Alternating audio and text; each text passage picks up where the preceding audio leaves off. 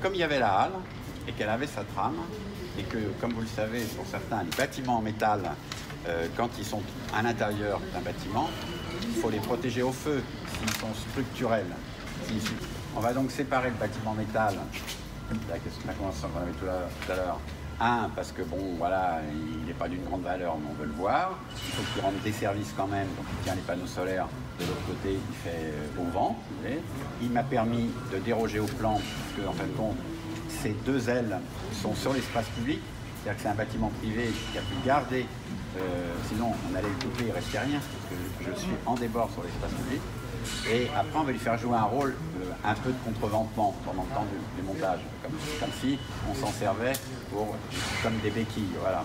Alors du coup, j'ai dit, on va faire que tout ce qui est métal est dehors, jamais dedans. Et donc j'ai fait comme ça, j'ai tourné autour. Vous verrez en haut, les bureaux sont interrompus, la ferme passe dans le vide. Et du coup, c'est très drôle parce que comme on n'arrête pas de parler d'open space, alors c'est il est ouvert, semi-ouvert ou je sais pas quoi, du coup, on n'a même pas eu à parler de ça. Ce ne sont que des alcôves qui peuvent être, voilà, bureau ouvert, bureau fermé, si vous mettez des cloisons.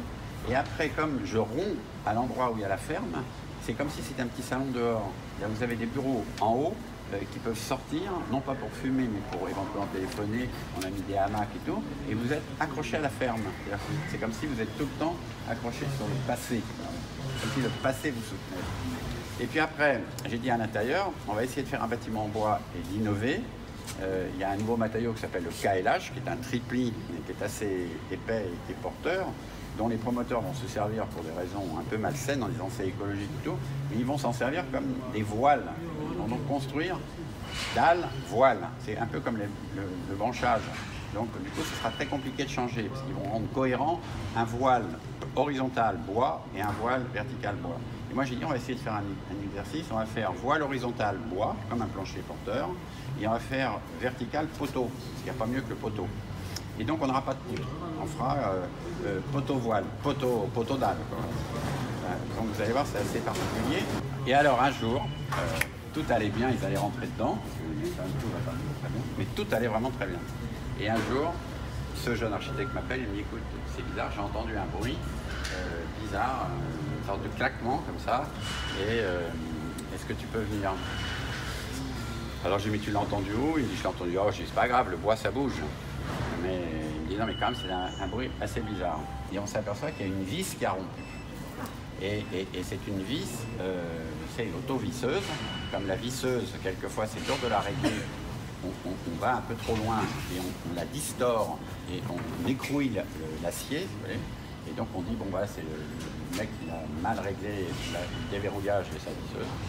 Et le bureau de contrôle s'inquiète un peu, il dit, s'il y en a une qui a pété, elles peuvent toutes péter. Ah, il dit, attends, non, fais pas ça, là, c'est pas possible. On est en mois de juillet, il rentre le 1er septembre, il y a le mois d'août, c'est impossible. Il dit, ah non, mais là, c'est trop risqué, on interdit. Donc j'en parle à François Marchand, qui est en vacances en Corse. Il dit, écoute François, voilà, tout s'est bien passé. Il y a un problème, tu ne pourras pas rentrer en septembre. Il dit, mais quel est le sujet? Alors je lui dis, c'est ça. Il me dit, écoute, on a le même âge quand même. Dans la vie, on prend des risques. Je dis, oui, il y en a quand même. Bon, voilà, il dit, quelle pourrait être ta solution? Je dis, je sais pas, j'ai pas la solution. Mais il me dit, écoute, un contentieux, c'est horrible. On va en avoir parce que c'est ou la vis, ou la visseuse, ou le visseur, ou l'entreprise, ou le machin, donc les assurances, machin. Il dit, vas-y, je paye. Parce que moi, c'est pas possible, je trouve la solution.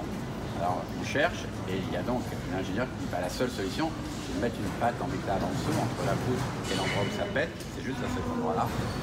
Et là, on est sur. Donc, on était genre le 4 août, j'ai trouvé 260 plaques d'1 cm d'épais en acier particulier, donc pré-laqué blanc et tout.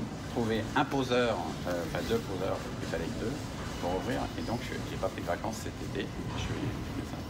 Et donc, c'est assez drôle parce que c'est un truc qui peut arriver, mais comme quoi, on peut aussi l'affronter.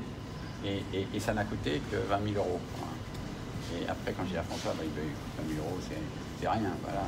Oui, ça aussi, c'est comment ne pas aller où on aurait pu tous dire, bon, on va tous dans le contentieux, on s'en fout, les assurances, les machins. Alors vous verrez, c'est assez contradictoire ce que je viens de vous dire. Il y a des brides l'endroit où il est.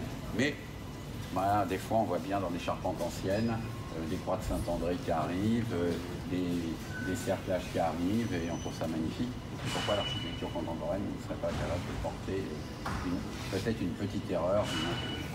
Voilà.